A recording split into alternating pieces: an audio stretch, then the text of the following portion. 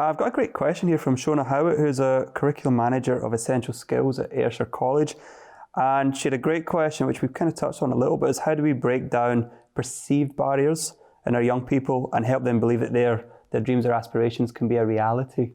Well, I think that's a brilliant question from Shona. And, one very, very quick, simple example. So I come from the west of Scotland. My dad worked in a factory, my mother worked in a bakery, brought up in a council house and so on. I was quite aspirational. I wanted to have a nice car, wanted to have a detached house that wasn't a council house and so on. Anyway, in 35 years on, I've been able to tick all of those boxes. I ask many people, when was the last time you went to a school or a college and talked about your journey, goods, bads and uglies? I personally recently went to Larbert High School and talked to lots of very, very bright young 5th and 6th years about my personal journey.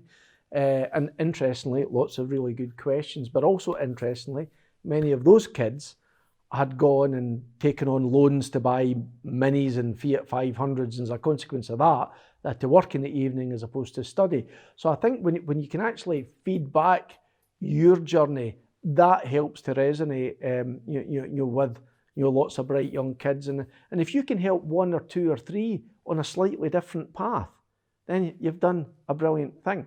And don't get me started on the sort of broader social issue. I still think it's really difficult to learn if you're hungry.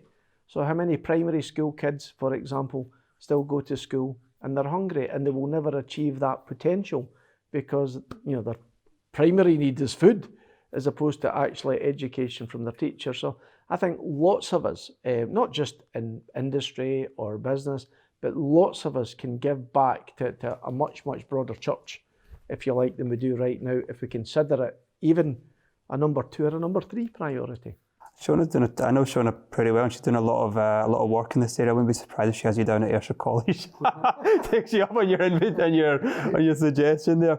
I'm going to just quickly, I think you've kind of touched on this a little bit. How do we encourage entrepreneurship in our young people? That was our second question. Depends how you define entrepreneurship. So we've all read about Jeff Bezos and Richard Branson and Mark Zuckerberg and so on. For me, everybody has the potential to do great things. There's that great, saying, you'll never work a day in your life if you love what you do, right?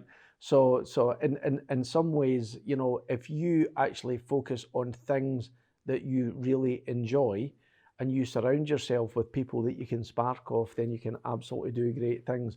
I don't consider myself as a classic entrepreneur, but I'm intelligent. Everybody has, a good degree of intelligence. I like to think I'm quite innovative. I like to think I'm quite creative. I like to think I'm never satisfied with the status quo. I like to think I'm hardworking, and I have a drive and a desire historically for material things. As you get a little bit older, your drives and your desires change a little bit. I think every one of us has that raw moulding clay in slightly different mixtures.